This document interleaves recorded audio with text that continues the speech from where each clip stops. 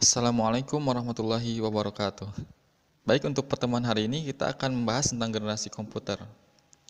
Komputer sendiri berasal dari kata bahasa Inggris yaitu to compute yang artinya menghitung. Sejarah komputer tidak lepas dari sejarah alat hitung. Perkembangan komputer sendiri dibagi menjadi dua tahap, yaitu sebelum tahun 1940 dan sesudah tahun 1940. Untuk bagian yang pertama yaitu perkembangan komputer sebelum tahun 1940.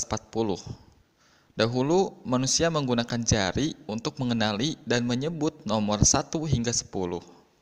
Setelah itu manusia mengenal nomor-nomor yang lebih besar, tetapi masih menggunakan digit-digit asas dari 0 sampai 9. Sistem bilangan ini disebut bilangan perpuluhan atau desimal. Perkembangan selanjutnya adalah alat yang digunakan oleh ahli-ahli perniagaan dari negeri Cina, Turki, dan Yunani. Mereka menggunakan abakus atau sempoa untuk melakukan operasi matematika seperti penjumlahan, pengurangan, perkalian, dan pembagian. Kemudian ada Blaise Pascal mencipta mesin hitung mekanika pertama pada tahun 1642. Mesin ini beroperasi dengan cara menggerakkan gir-gir pada roda. Pascal juga telah banyak menyumbang ide dalam bidang matematika dan ilmu peluang atau probabilitas, seperti dilihat pada gambar 1.2. Kemudian, mesin hitung Pascal disempurnakan oleh William Leibniz. Pada tahun 1816, Charles Babbage membuat alat yang disebut the difference engine. Mesin ini dapat menyelesaikan masalah persamaan matematika seperti logaritma secara mekanik dengan tepat hingga ketepatan 20 digit. Babbage kemudian membuat alat yang disebut the analytical engine. Yang dibuat Babbage inilah yang menjadi cikal bakal komputer modern pada saat ini. Semua komputer pada saat ini menggunakan model mesin seperti yang diidekan oleh Babbage, yaitu masukan memori atau penyimpanan, pengolahan, dan keluaran atau output. Tahap yang kedua yaitu perkembangan komputer setelah tahun 1940.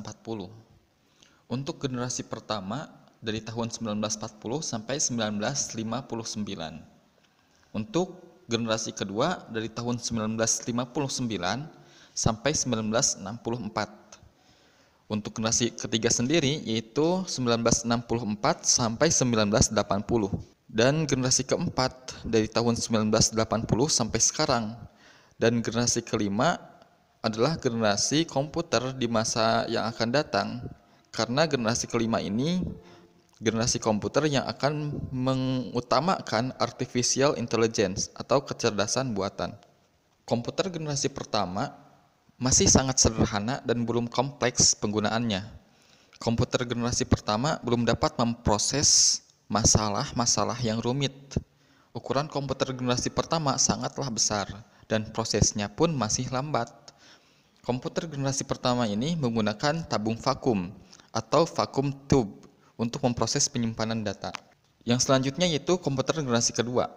Komputer generasi kedua ini sudah tidak menggunakan tabung vakum. Komputer generasi kedua menggunakan transistor dan dioda untuk menggantikan tabung vakum.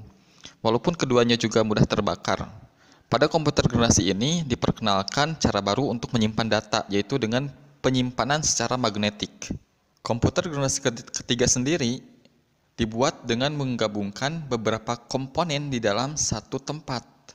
Tampilan dari komputer juga disempurnakan.